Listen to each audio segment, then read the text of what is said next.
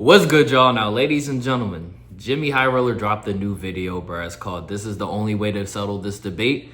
Sounds like he's going to be talking about the GOAT debate in this video right here. And since the top 30 greatest basketball players video by your boy is on the horizon, the only correct list that will be out on the internet after it drops, man. Since it's on the horizon, I thought it would be appropriate to react to this right here. And plus, JxmyHighroller always drops a good video, and it's been a minute since I've reacted to one of his vids, man. So we're gonna get right into this. If y'all like this reaction right here, hit that like button, subscribe if you're new. Join the 3K subs, man. Join the limited ones. We'll love to have you. Hope you guys are having an amazing Sunday so far. Ranking NBA players is useless, but it's also really fun. Every NBA fan at some point has created their own ranking. It's like our official pastime. Go back. Is this the Bleacher Report? At some point has created their own rank. Blasphemous. Still saying Kobe at 11 pisses me off, bro. It's like our... But he's saying ranking a list is pointless. Listen, my list will be the final list for everybody to go off of. Don't worry. It won't be pointless anymore after when it drops. Should drop this week. Game as data-driven and awards and accomplishments as absolute as the NBA has, you'd think ranking players would be a fairly simple task. But for your boy, it is. Countless efforts to make a flawless, coherent all-time ranking of NBA players, no one can seem to get it quite. I will say, I think like doing top 100s and lists that are like that vast are pretty pointless, like what he's saying, because like there's so much fluctuation that can happen. But like when you narrow it down to like top 25, top 30, which is what what the goal of my list was, when you narrow it down to that, it's pretty I feel like it gets pretty easy based off of accolades, statistics, and historical significance of what players were doing. So when this top 30 list drops, y'all just know it's correct. Right. Some players rank too high, others too low, some not even ranked at all. Tim Duncan. Hey, we gonna see where I rank him. In your ranking, Dr. J. Get dismissed. The latest attempt of this fleeting endeavor came last week from Bleacher Report when they released their top 100 NBA players ever list. A ranking that seemed relatively good, but was met with an onslaught of criticism. I will say, after going back and looking, because I had to kind of look at their list in order to kind of make mine in a way, obviously, since that was kind of the whole starting point for me making my list. I will say, when it came to their top 20, for the most part, the top 20 was correct in a way. It just wasn't, it's just not ordered right. And like it just wasn't ordered correctly at all. The only top 20 player they were really missing out on, in my opinion, was Dwayne Wade. But other than that, like, it was pretty correct. It's just not in the right order. So I'll give Bleacher Report that credit. Like everyone else that made an attempt before them, this list was not accurate. Not good enough. Why is it so difficult to make an all-time ranking that we can all agree on? I mean, we all have... Because when you put Kobe Bryant at 11 and when you put Dwayne Wade at 23, like, it makes lists... I've seen some lists that are good.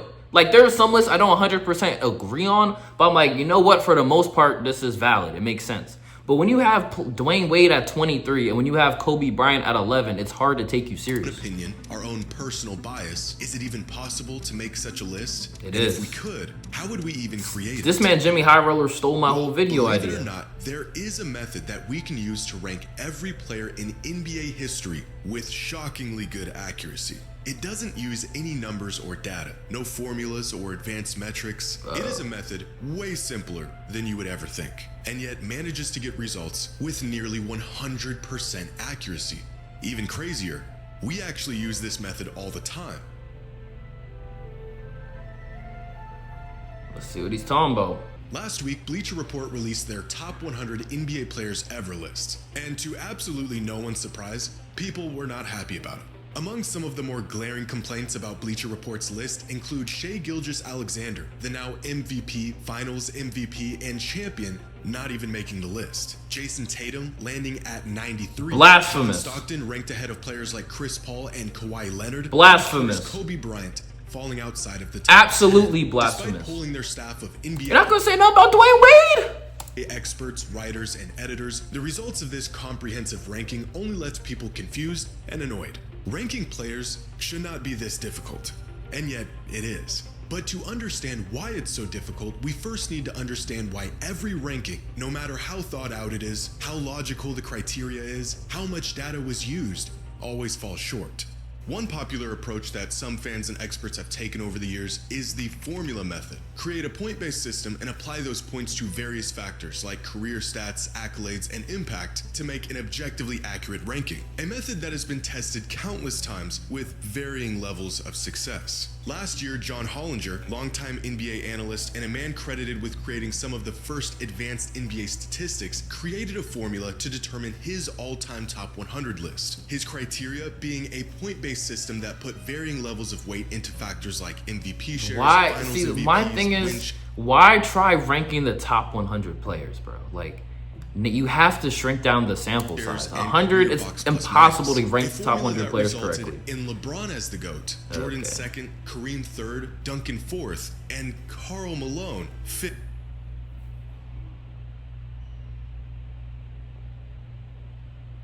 You're telling me, what was his name, John Hollinger? You're telling me you are like a known person in the basketball arena.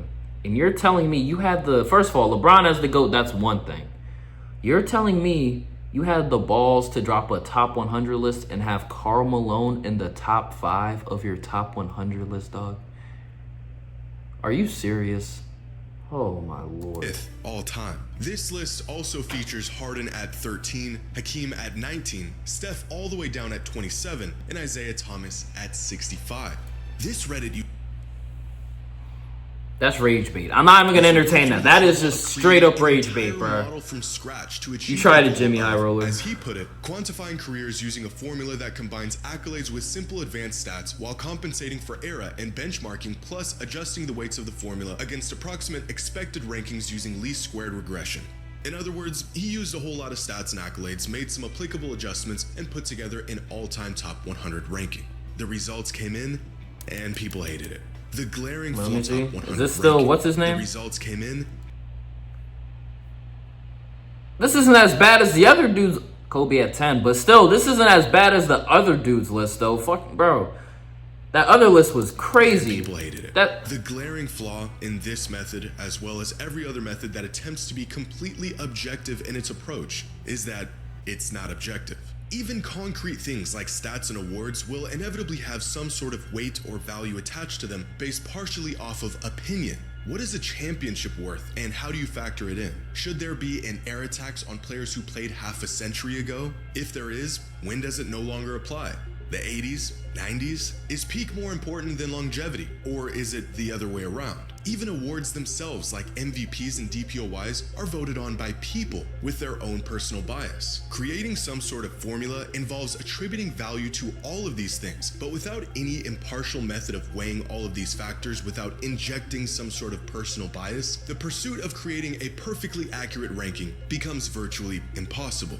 So, what if we just remove the personal bias? What if we strictly use data and numbers, two important factors that have no bias, to make a completely accurate and nonpartisan all-time ranking? Well, you can't, I don't think you can 100% ever remove bias from like a ranking, dog, because I know, for example, when I was creating my top 30 list, I took in historical significance as like one of the factors, like what was going on around the time players were playing, were like all the chips down, what was going, obviously, like I just said, what was going on around the time you were hooping, like for example, like errors, like what he already said, like whether if you're playing, like the competition you were playing was a factor. So that, I guess that can be biased, because like that can be biased is what I'm all trying to say. So I don't know if it's possible to create like a perfect top 30 list without having some sort of bias in there, because like some championships weigh more than others. Like for example, like I had Dirk, I'm not gonna say I had Dirk, but I had Dirk decently high on my list because of like, I believe he had one of the hardest playoff runs of all time. Like had to go through Kobe, the Young Thunder team, the Spurs, and then a LeBron-led Heat team. Like that holds a lot of weight to me. And like, yeah, just things like that. So I think it's hard. I think it's possible to remove bias completely from a list if it's going to be really good. weird, really fast. Because if you're not biased at all, and you don't take in historical significance, like, would you weigh like for example, I hold Michael Jordan to a very high degree of excellence because, bro, he literally three-peated, left the game and came back and three-peated again. But if you remove bias from that, you're not even going to include the fact that he left the game and came back. Does that make sense? You're just going to look at strictly like the championships. You're not going to take into account what was going on around the time. You're not going to take into account that his father passed away, he dipped, came back, and still three-peated. Like, that's insane. People don't even three-peat in general. Like, that's not a thing in the modern NBA. So it's just examples like that. Box Plus Minus has Nikola Jokic as far and away the best player of all time. It also has Luka Doncic 4th, David Robinson 6th, and Tim Duncan 19th. Stop with the rage bait. In the right hands and with enough data, and when used in conjunction with one another, a purely data-driven approach could lead us in the right direction. And this is what Ben Taylor of Thinking Basketball did back in 2017 when he created his top 40 list. As Ben says when describing his methodology, I won't attempt to balance Kobe's championships with Shaq, nor do I care about accolades like all-star teams or the number of Hall of Fame teammates someone played with. I also don't care about how many rings a player won. The very thing I'm trying to tease out is who provided the most lift. Instead of trying to assign value to things like rings and MVPs, Ben's list ranks players based on who provided the largest increase in the odds of a team winning a championship over the course of their career. Ben's specific method and reasoning is probably the best out there when it comes to seeking an objective ranking, using the best advanced metrics available and using them logically to find the most accurate conclusion. The results of this experiment were eventually updated in 2022 and are generally accepted as a really solid list without the outliers or massive holes that other lists have. The only problem is, this is not an all-time player ranking. As Ben stated, this list is a player evaluation, not necessarily a ranking of the greatest players of all time. And it's evaluating how good these players were, their abilities and their effectiveness in using those abilities, not how great they were or what they accomplished. A great exercise in determining which players had the largest impact. That sounds like a greatest player of all time list to me, but okay. How that impact actually translated to tangible success. For example, this method is providing evidence that Karl Malone had a larger statistical impact than Stephen Curry over the course of his career, but I'm not sure if there's a single human being on planet Earth that would argue Karl Malone is greater than Steph is. Using purely statistics and data to rank players removes valuable context that certainly matters when evaluating how great they were throughout their career. However, allowing awards and achievements to partially dictate rankings will inherently skew the results due to personal bias and variance of opinion. Bro, this sounds like a whole science experiment, my boy. Get to the point, Big Jim. Inaccurate results. But maybe we're looking at this through the wrong lens altogether. I'm sandwiched between the two generations. I'm helping to give caregiver responsibilities to my dad. We as fans are going to be Jimmy, I ain't gonna lie, bro. Listen, it's been 8 minutes, and isn't the whole? Don't you have your own list you're going to show? Let's see your list, dog. It's the very nature of being a fan. My team's great, and they can do no wrong. So if we need to factor everything in, but we cannot do that without inserting some sort of bias, what if instead of trying to remove all bias from the equation, we factor this bias into the equation by asking fans what it is they value most when ranking. That's what I was saying. That's what I was saying, man. Determined by the fans, then so should the criteria. Well, yeah, a lot of people's criteria is different. Like, for example, my criteria for the GOAT is like, I value peak. I think peak is a big thing. Obviously, you can't, for example, like Tracy McGrady, like, he got hurt all the time, but him at his peak is still one of the best ever. Like, obviously, I'm not going to put him on the list, but I value peak. I do value longevity. I value statistics. I value awards. I value historical significance. Like, context is a big thing. I value who you beat. I value who you played against.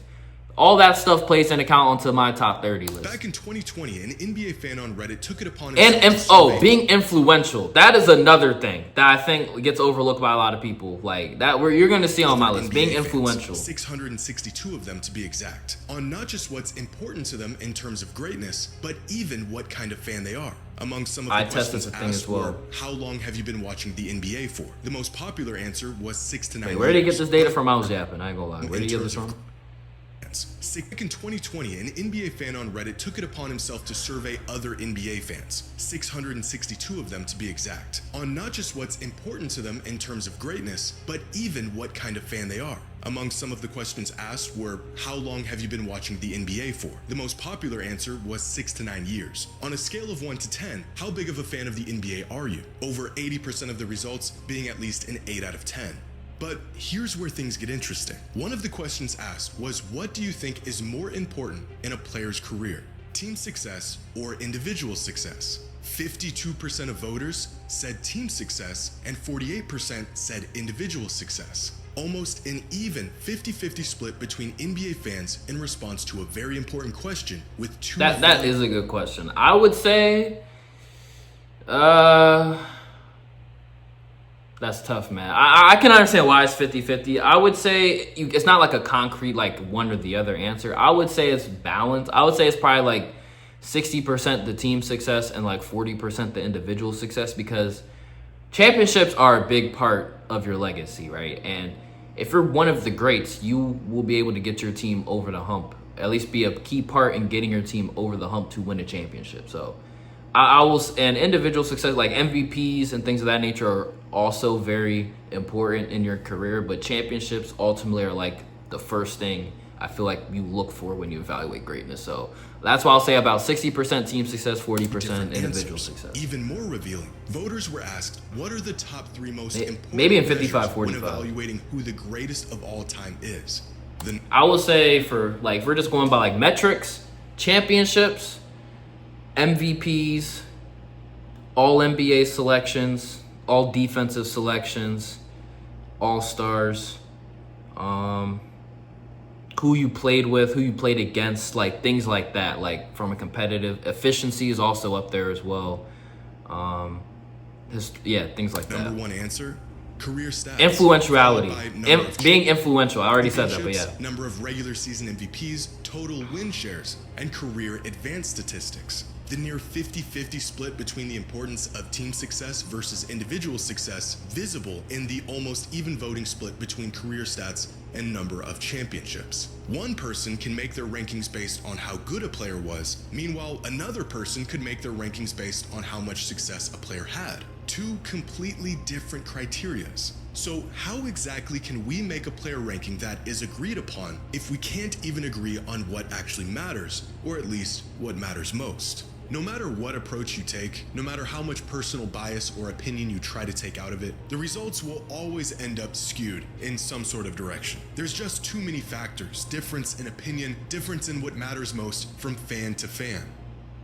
But there is one way, one method that has been proven to be the best way to get to an accurate conclusion about things otherwise not agreed upon. What is this scientifically backed method? It's the exact one Bleacher Report used. Ask people, have you ever seen the show Who Wants to Be a Millionaire? But then who are you gonna ask? You gotta make sure, bro. It was a game show where contestants would answer a Gotta series ask of people to know multiple ball, choice bro. questions, with each correct answer winning them more money and progressively getting more difficult until the eventual $1 million question. Now, this game show would feature one sole contestant at a time who had to answer these questions by themselves. However, each contestant was granted what were called lifelines, tools the contestant could use to help them answer difficult questions. These three lifelines were 50-50, eliminate two of the Why are we four talking options about in who a wanna be a multiple choice millionaire, question, bro? Let's leaving get to the point, contestant Big Jim. with a 50% chance of getting the right answer. Phone a friend. I like game shows too, my boy, Friend but live on the show for help. And the third one was Ask the Audience, where each member of the audience would vote on what they thought was the correct answer to any given question. All of these lifelines were valuable, but one of them in particular resulted in the correct answer far more than the others. The 50-50 lifeline, as the name suggests, got contestants to the correct answer about 50% of the time. Phoning a friend resulted in contestants getting the correct answer 66% of the time. But asking the audience resulted in the correct answer 92% of the time. Wow. By far, the most accurate method of coming to the correct going answer Who Wants for to Be a any Millionaire question shit. I know what in to the do. show's history. And this is a demonstration of a concept known as the wisdom of the crowd, an idea that refers to the collective judgment of a group of people often being more accurate than the judgment of any single individual, even an expert. That's and barb. it is an incredibly accurate method of arriving on the correct answer to any logical This question. guy don't know In ball, bro. I 2011, already the know. BBC network put this concept to the test. The Who by network? filling a jar with jelly beans and asking 160 contestants how many jelly beans they thought were in the jar. I got you. This right here, see, right now you have to calculate the volume. So that's length times width times height. So judging by that criteria, this looks like, take this to the bank right here. This has about I'll say 1,364 jelly beans. And Take that asked to the bank. 160 contestants how many jelly beans they thought were in the How many jar. in it? The answers were absolutely insane, ranging from 500 to 50,000. And Alright, yet bro. somehow their collective average was unbelievably close to the actual number. What is After it? conducting their experiment, it was revealed I swear I've never seen this. I said 1,364. there were exactly 4,510 jelly beans in I was close. the average guess among all 160 participants, 4,515.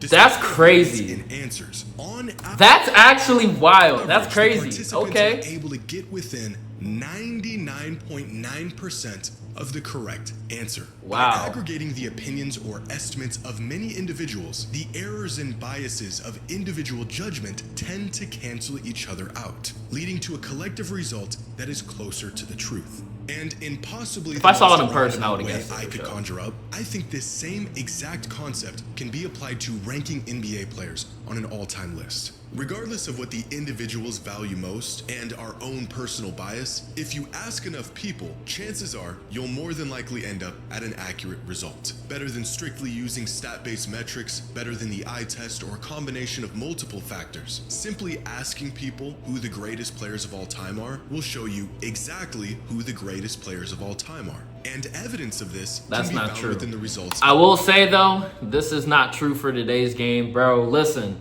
there are too many, especially among the younger demographic. Like a lot of these young kids don't go back and watch like the unks and older generations play ball. They just go strictly off what they see now. There are too many bronzexuals, bro. The bronzexual pandemic is in full effect, dude. There are I literally saw a TikTok this morning where the question was, would you rather have 50 mil or a dinner with LeBron? And bro, I don't know if this dude was trolling, because I feel if you're a grown man saying this shit, because he was like around he's like 20. If you're a grown man saying this shit, I ain't gonna lie, there's something wrong with you, gang. But this dude literally was vouching for the fact that you should choose the dinner with LeBron. And then if you look in the comments, people are glazing that shit. I'm like, bro, y'all really act like LeBron is a god or some shit. Like, bro, I don't understand it, bro. Like, there's too many bronzexuals. It would be way too biased, Bleacher bro. Report's ranking. Someone ranked Kobe Bryant 18th all time. Their Blasphemous. Top 100 ranking is probably a little wacky. But this vote inadvertently balances out someone else who voted Kobe 4th all time. Same goes for every single player on this list. Someone had Jokic 12th all time. Another voter had him 28th, and everyone else had him somewhere in Both between. those are crazy. The range of Can't votes for lie. Charles Barkley are probably the largest of any player on this list, with one vote for him as the 18th greatest player and another. Wait, I didn't see this. What? Who, bro? You do not know. Oh my gosh, this is going. I can't go off on this. Video's almost over. You truly do not know the game of basketball if you put Charles Barkley at 74. Charles Barkley. You're telling me there are 73 basketball players who are better than Charles Barkley at his peak? Are you on crack? You're talking about the dude who won an MVP over Michael Jordan himself, who led his team to the finals to take 2 games against MJ2, averaged a double-double over his career. He was an undersized power forward, one of the best offensive power forwards we've ever seen. Averaged like what, 23 and 12 for his career. Whatever, bro. Some people should not be allowed to rank, bro. With individual rankings That's like crazy. this, you'd think the final result would be a mess. And yet Barkley ended up being ranked 25th all time, right about where he should be. Can we make a completely accurate ranking of the greatest NBA players ever? Well, we can get really close. In terms of how we would create it and what it would look like, you're looking at it. This isn't a matter of opinion, it is a statistical principle. As Bleacher Report put it when describing their methodology, it's an impossible task, especially when confronted with the reality of comparing players from different eras. Stats help, but calculators won't ever figure all of this out. But asking enough people just might. Big Jim, you're telling me you're trying to defend the blasphemy that Bleacher Report spewed on us, bro? Like I did say in the beginning of the video, I gave them props for like the top 20, but dog, there is no way you can be sober and you're making a list and have Kobe Bryant at 11. Or know the game of basketball and have Kobe Bryant at 11. Like, that shit pisses me off. Did y'all not watch Kobe? Did y'all not watch the dudes y'all put ahead of Kobe? Didn't this list have like Magic Johnson at 4, bro? Didn't this list have Dwayne Wade at 23, bro? Didn't the same list have Jason Tatum at 93? Like, bro, this list is terrible. Like, stop. Jimmy, say goodbye. Jimmy, I ain't gonna lie. I do. You presented some good evidence. I will say you presented some great evidence. But this video might be your first L, bro. Like, you really made a 15-minute video defending Bleacher Report, bro. I can't believe this. Like, Grant, like I said, you're right from some perspectives, right? Ask the people. But you can't ask the people when there's too many biases in the world, bro. The bronze-sexuals are one of them. There are some people who hate, like, for example, Kobe had that incident back in Colorado. People, like one of my friends, he literally hates Kobe and will never give Kobe his respect because of the one incident. Same thing with Karl Malone and little girls and shit. Like, bro, there are some time, like some people just cannot put shit to the side and just rank off of pure basketball, bro. That's one thing.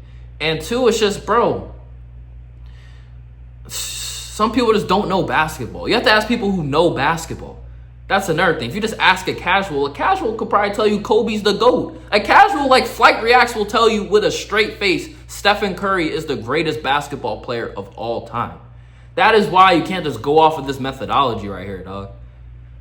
I understand your point, but this video was an L, gang. You did not convince me. That is why the top 30 basketball players list by Drew Unlimited is needed to erase all of this doubt. I got y'all. I feel like, yeah, yo, Dot, I got you. You feel me? That's gonna wrap this video up, y'all. If y'all like this reaction right here, hit that like button, subscribe if you're new. Join 3K subs, join the limited ones, we'll let it have you. No hate towards Big Jim. JxmyHighroller always makes a great video, very well edited, and always very thought-provoking in a sports-related sense, bro. So shout out to JxmyHighroller. You feel me? Enjoy the rest of y'all day. Stay blessed. I'm out.